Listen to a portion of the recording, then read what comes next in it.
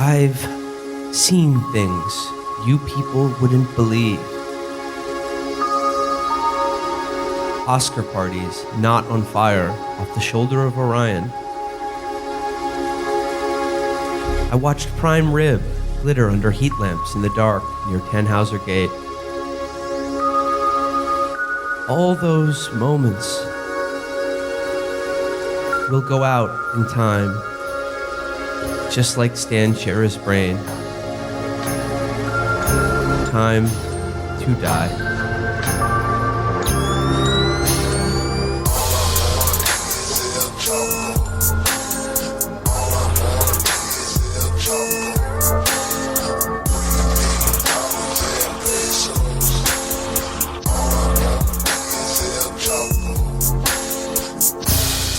End of an era, folks. End of an era. One of the greats. One of the all-time greats. A guy who redefined posting. A guy who literally posted his way to the presidency.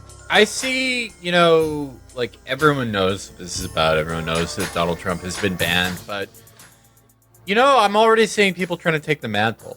Like, have you seen the new K-Hive thing where they're, like, yelling at Vogue for using the wrong picture of Kamala on the cover? It's like, no, you're just trying to take Trump's thing of having, like, some confusing, boring feud with a fashion magazine. You can't do it like him. He spent like 6 months fixated on getting Rob Pattinson to break up with Kristen Stewart because she'd already cheated on you once. She's going to do it again like a dog. Trust me. Take it from me. Once a cheater, you're always a cheater. You can do better, Rob. The rats are already crawling out of the wood. Graydon Carter made his first post on Twitter ever. What a bitch move. What a fucking pussy. It's finally safe for him. Yeah, he thinks that's a savage move. That makes me look cool right now. Like, you were afraid to post your entire life because the real estate imbecile was there. He was he's really reading me the riot act on my bad food restaurants. I can't show my face here.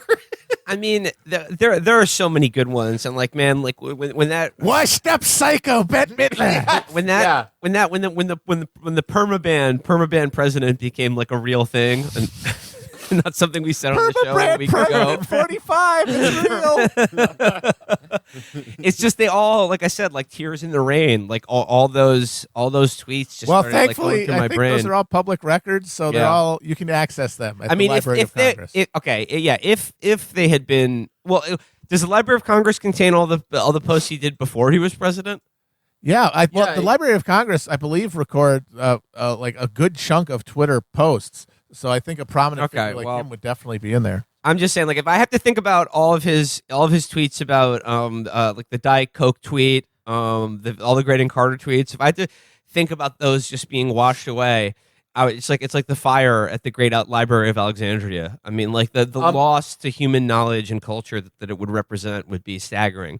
I was really happy someone saved 3 of my favorite posts he ever made. These aren't as popular as Wash Up Psycho Bette Midler or Sissy Graydon Carter, but the one that was just like a total aside, like I think the person he most reminds me of is my 100-year-old grandmother, like the way he just like brings up stories in the middle of them. And it was the one where he goes, Victoria's Secret reps were very nasty to Kate Upton, but now she's doing great. That one, his repeated posts about how sick he was of seeing the Smokey the Bear ad. And he asked, who's paying? He said, who's funding this? Who's paying for this Smokey? Who's funding these tedious Smokey the Bear commercials? Tedious is such a perfect word there. Yeah, and then it's like Harvey Firestein's like, oh my God, so tedious. And Smokey the Bear. Speaking of Harvey Firestein, this is his most Firestein post. It was the one where he went, New York Fashion Week used to be so exciting, but now it's so boring. No one takes risks. No big stars.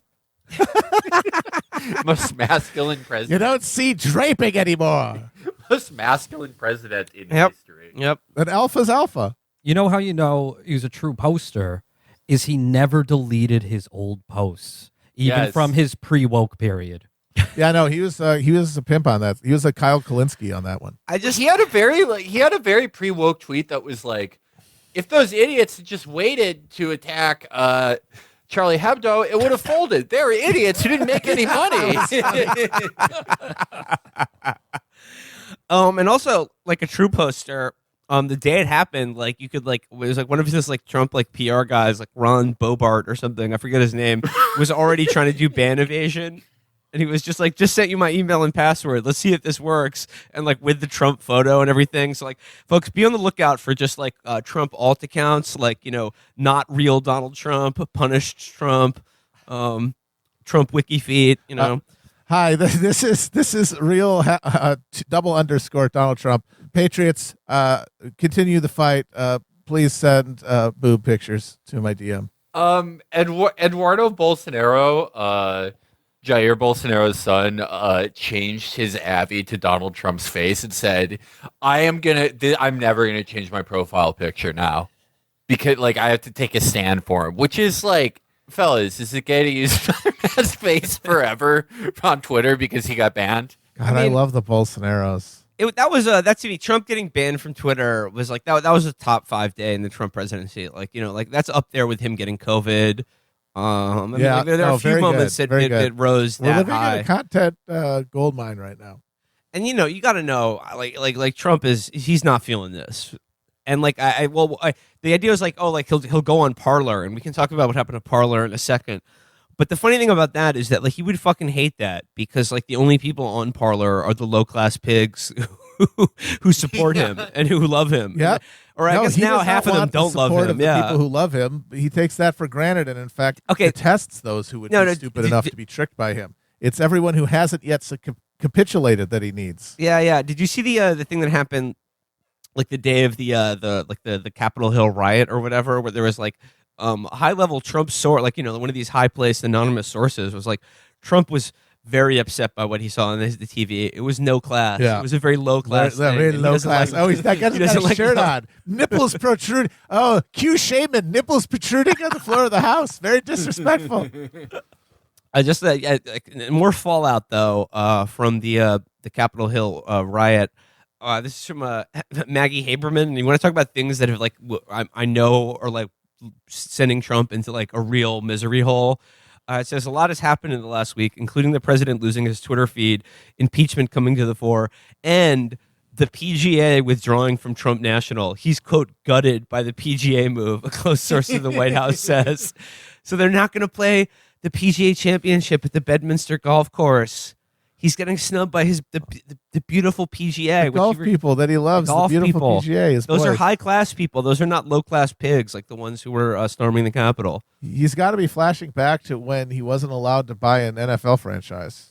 I mean, I guess like a lot of things that people are debating is like, you know, is it good or bad for Twitter to ban the account of the president of the United States? And like, you know, on this issue, it's just like, I mean, do we care? Does anyone really care? Like, I feel like I don't care enough about it's it another either thing way. Where it's all about like managing your affect. It's like how concerned are you supposed to be about the Nazis? It's like or the coup attempt. How much are you supposed to care about it? How much are you supposed to care when they ban the president? It's all about just managing like your emotional response to something that you can't control. Like the tech monopolies took over. They run our shit. Yeah, it is hilarious that the Republicans are the only people who recognize that it's a public good. But they're too fucking dumb to notice that means that there's a lot of other shit that needs to be public goods too, not just the place where you put your posts. Like the only time you want public ownership is when it will like federally mandate your grandkid to click a thumbs up on your fucking Arlie Ermy meme.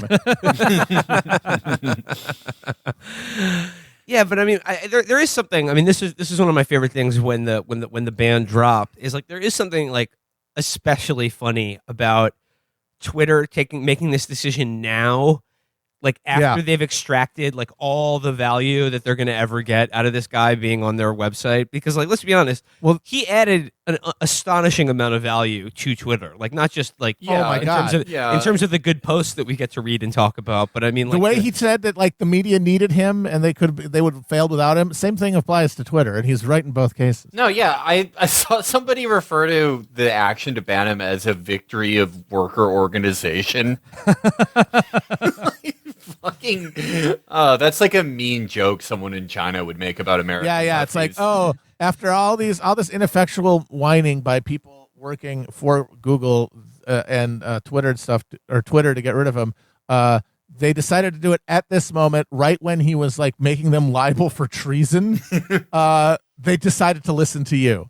That was it. That's very first world worker seizing the means of production energy. Yeah, exactly that picture. Yeah, but it really does show you that that this whole movement has been good for everybody. It's been good for Republicans. It's been good for Democrats in its own way. It's been good for the media, but it is now incompatible with the continuing smooth functioning of the machine that everybody is invested with. So he has now outlived his usefulness, and his supporters, their zeal for him is no longer useful. So there's going to have to be this like subtle severing away. And so it starts with Twitter saying, okay, that's the line. And now the Republicans are going to have to find a way to like sell out their constituents without getting murdered. Well, before we sign off for today, I'd just like to just return to the beginning, return to where we started out today.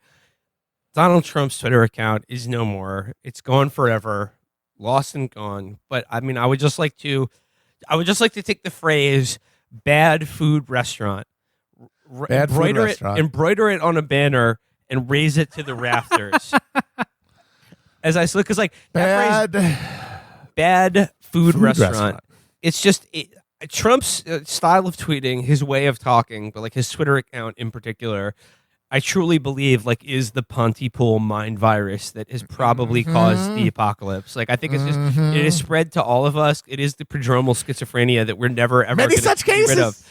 And the thing is, I like it has changed the structure of my brain. Like I think and talk like Trump now because it's fun. We all do. It's really fun.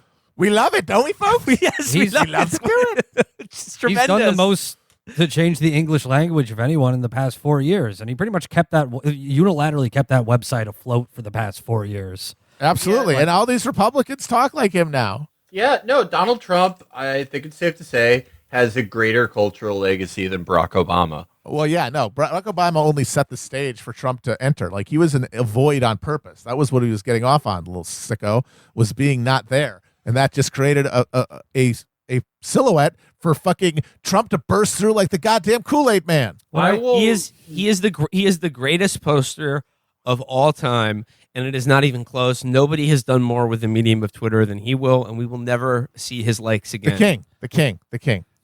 What I like the most about the purge, the day of the post, is when, like the day after, Trump called a meeting with his advisors and they strategized about how to get him posting again. We got to get him out there. We got to get him posting. Like, this is like the national security crisis in the Situation Room. And they're just like looking at dots on a screen like, well, there's Parler, there's TikTok. He's, I think he probably like put more personal thought into this than he did COVID. And it's like, you know what? He did. Absolutely. Yeah. Absolutely. Go where your heart is. You okay, like Felix, do you think that like back in December of last year when like the first memo came across his desk being like global pandemic headed to the United States, like, you know, like projections of upwards of 500,000 dead if like, you know, XYZ isn't followed. Do you think that like that set off the alarms in his brain to the same degree as him getting banned from Twitter did? No, absolutely not. Yeah. I mean, like, maybe it made him like upset, as we all were. He probably didn't call a meeting with his like entire cabinet about what we do about this. It probably made him upset, you know, in the way that we were all upset when we found out that it's not safe to eat pangolin stew anymore. But no, he probably maybe someone mentioned it in passing, and he's like, "Oh, that would be bad. Good thing it's not happening." No. What I feel bad for the most is it's not just for Trump. I mean, well, it's not about Trump. I don't give a shit about him. It's the various Trump reply remoras, like the Dr. Eugene Goos of the world, who Jeff Tiedrick. I feel like they're all just going to die off, like when we, you know, pollute the ocean and kill a freaking coral reef, and it's just a delicate ecosystem that just dies now. It is very sad. I mean, Jeff Tiedrick, I think, will take it in stride, because Jeff Tiedrick, he's not like these other people who just like weren't doing anything and then became Trump reply guys. Like, he was a crooks and liars guy. Yeah. The The Smirking Chimp. Smirking chimp. He did run the Smirking Chimp. He still does. He put in his time. I respect Jeff Diedrich. But the other one, like, I don't know where Dr. Eugene Gu goes. No. Hopefully nowhere. I don't know where the Palma report goes. True facts Oh, that stated. douche. True Funder? facts stated. Scott Funder. We The Krasensteins. Scott- You see their Tony video that Poznansky. Yeah. Yeah. Palma report is my least favorite. I hate the videos he retweets. Palma report. The Palma report. I mean, Funder. It's so funny that guy's name's Funder. Scott Scott Dworkin. Funder. Scott Funder. Scott Funder. Dworkin. Andrea Dworkin's son. I think he probably just still like does bullshit things where it's like, hey, give me $5 to wish Joe Biden a happy birthday. I think Dr. Eugene Gu is just like, he disappears into the ether, probably, right? Yeah, Like, he this is- dissolves like Leonard Nimoy. This is very end of Animal House. Like, Dr. Eugene Gu developed one of the vaccines for coronavirus 48 hours after leaving Twitter. I think it's like the end of Evangelion. Congratulations. Congratulations. and, you know, like- Dr. Eugene. They all get medals pinned on them. Yeah, they're all Misato is Alyssa Milano. We can debate about whether who's being authoritarian here. Big tech for censoring the president, or the president for demanding that they allow him to have a Twitter account. But here's the thing: I am of the sort of boutique moral, ethical, and political position here that I would like to see Donald Trump die in prison for, I don't know, being Donald Trump, for living his entire life up until this second. No, his life But- is a crime. but- Siring his sons is a crime. But I would like to see him put in prison, and like put in prison also like without trial, like a pure show trial political prosecution. But I would like to have him be able to tweet for the rest of his life. I would like to maintain his access to social media and posting while he is in ADX Florence Supermax prison. Well, Absolutely. there's no reason why prisoners shouldn't be able to tweet, period. Yeah, Don't that's a be good point. don't be Vern Schillinger's Prague parties are a disgrace. No one goes to them anymore. Adebisi's hat. Adebisi's hat is no longer on his head. Very not good. Oh, great. Augustus Hill is boring everyone with his tedious monologues in the middle of the prison.